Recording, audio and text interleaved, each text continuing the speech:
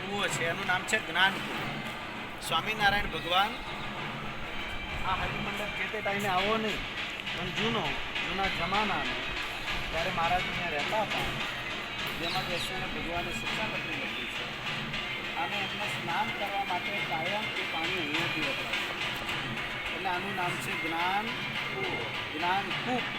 શું કહી શકાય? જ્ઞાનકૂપ. પછી આપણું વડતાલનું મંદિર કમળાકાર મંદિર કહેવાય. કેવું કહેવાય?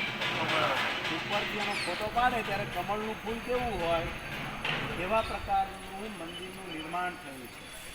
કારણ કે આપણા તીર્થમાં, આપણા વડતાલમાં લક્ષ્મીજીની પ્રધાનતા છે.